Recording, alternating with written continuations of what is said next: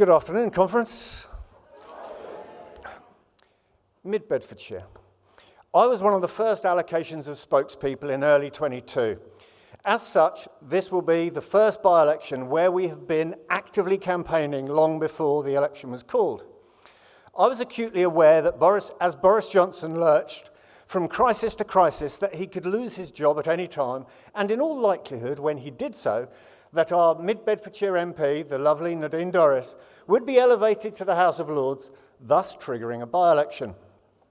With that in mind, I felt I didn't have a moment to waste.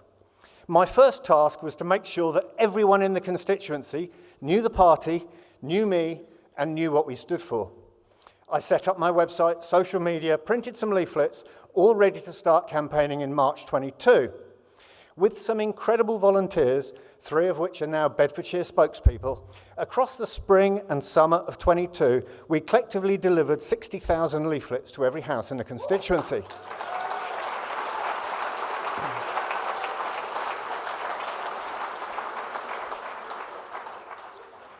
By the October, we held our first constituency event dinner, with Richard coming along as our guest speaker.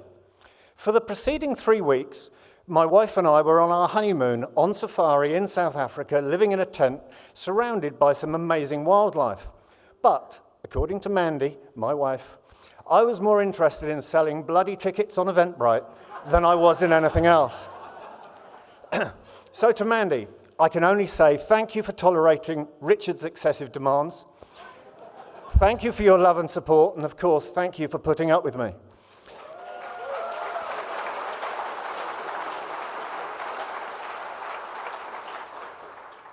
That first event was the moment when it dawned on me how much progress we were making and what we were building.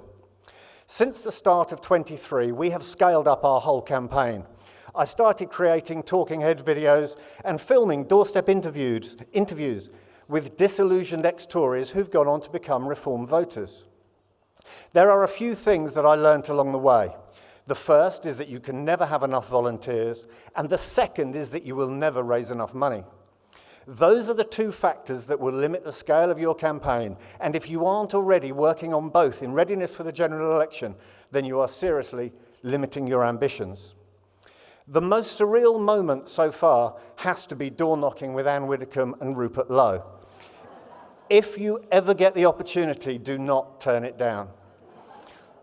To date, since Nadine first resigned without resigning in early June, a mere 18 weeks ago, we have knocked almost 30,000 doors.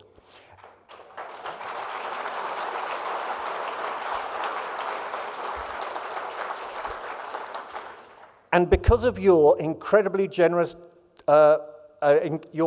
generosity donating to our campaign, we have pushed over 1.2 million messages into the constituency via social media.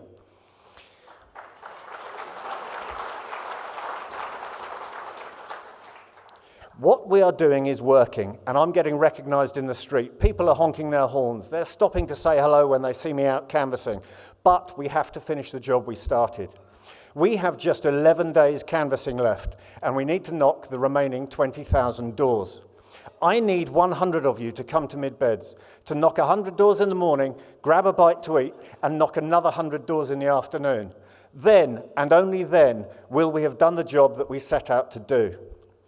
The response we are getting is incredibly positive. We are going to deliver a significant result in Mid-Bedfordshire that will move the dial for every single constituency ahead of the general election next year. Campaigning is a team event, and it is my wonderful volunteers who are making this happen. To everyone who has travelled, in some cases, the length of Britain to lend a hand, I say thank you. It would be remiss of me not to say a few other thank yous to everybody else who has contributed so far. First and foremost, Norma. Without you running my campaign, we would not be where we are today. I'm not sure that everybody fully appreciates that without Richard's and Paul's incredible efforts, we wouldn't even have a party to represent. Their determination, hard work and investment needs to be acknowledged by every single one of us.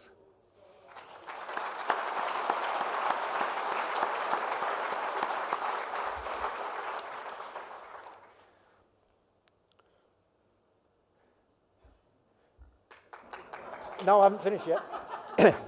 Apologies. Paul, I would like to thank you for running the party as a meritocracy, for giving me a shot at what was, on paper, an unwinnable safe Tory seat. To all my frequent flyer volunteers, amazingly too numerous to name individually, a massive, massive thank you to you all. In the years to come, when the history of the Reform Party is written, these by-elections will be noted as the turning point that lifted us to become a serious threat to the legacy parties.